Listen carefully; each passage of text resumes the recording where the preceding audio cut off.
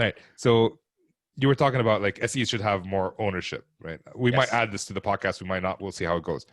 I feel like companies have a big say in how SEs can get ownership. If you're one SE in a bucket of 10 SEs supporting 50 salespeople, you're not going to have ownership, right? But if you're one to one, you could have ownership. I guess we're not going to use this because it's just a quick sentence. But hey, what's your feedback? Yeah, I agree. It depends on the kind of organization you work for. So I'm coming from relatively small organizations. We haven't had a one-to-one ratio, but the whole company required us to be more hands-on and to be more accountable in what we do, because you couldn't allow for somebody to just hide in the background and come in when you were just asked to do something.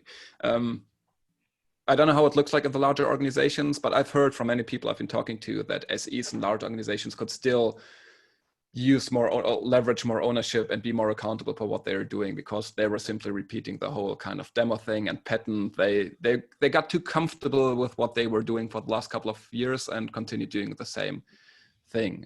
And I think if you provide the right framework and the right mindset within the organization, and if you change the whole way people look at pre-sales, then I think they can be more accountable and they can take on more ownership. But first of all, I think you need to change the way how you treat people and how your culture looks like and how your relationship to the AE looks like. And then you can start to introduce this on an individual level. But I think first of all, you need to provide the right framework and regulations in order to empower your SEs to be more hands-on. Yeah, like I work for big organizations, right? I've worked for one company that has around 1,500 people, another one that's around 10,000. The company that has around 1,500 people, they paired the SEs to the account managers one-to-one. Mm-hmm. So those SEs generally had more accountability. Like they are proactively or hopefully working with the customers. The other company that I worked for, there's a pool of 3 SEs for 3 account managers, right? It's not paired one-to-one, so anyone can jump in with every account manager. They don't have ownership of the accounts. They do own specific opportunities, and they show ownership about these opportunities. Mm-hmm. They show, like, because SEs do pre-sales and post-sales, they also show ownership about specific tickets, but they don't show general ownership about the customers that they work with. Yeah. Does that make sense?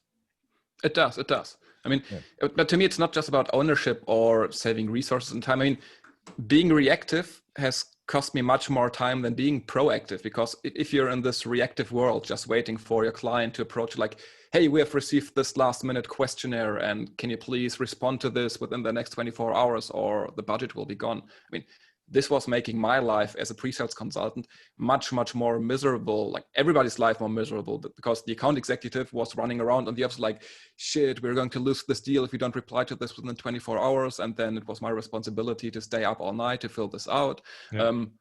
This reactive approach and not having any ownership was much, much more difficult to me than being in this proactive environment and telling my client, hey, please check with your IT up front whether they need any more information on how we do IT security. Please share with them this kind of leaflet, which is explaining to you all these things we do.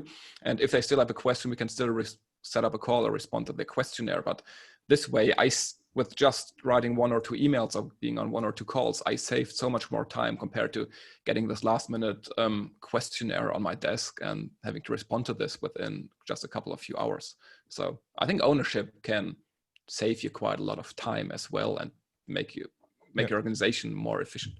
And being proactive. So here's an example of, like, one time I was proactive where I was talking to one of my friends at my customers, and he mentioned, oh, somebody else is doing about the same thing that we're doing right now. So they basically wanted the same product. And I just went down and visited that person. The competitor never got involved.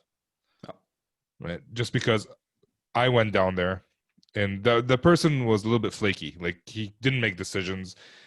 Like, if you tell him, like, he would have never reached out to anybody to buy anything. But because I showed up, I drove the sales cycle. Like, here, let's do the demo.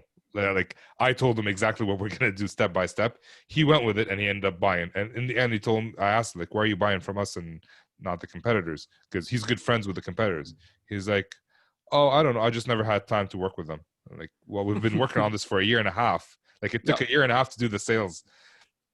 I'm sure you had time. You just didn't. You weren't proactive about it, and so that makes a big difference. Being proactive versus waiting by the phone, as an SE, right? That was me being an SE. Yeah, I fully agree. All right. Well, Benny's just nodding his head. He's appreciating the conversation. I am, yeah. we're gonna let you go, Max. We appreciate your time. Benny is being reactive here. I'm being reactive. Yeah. I think he's being either observant or absorbing. Exactly. Yeah. No value to add. I don't need to have myself be heard. It's a good conversation in and of itself. Okay, good. Well, thanks a lot again, Max. Thank you. Let's just end it here.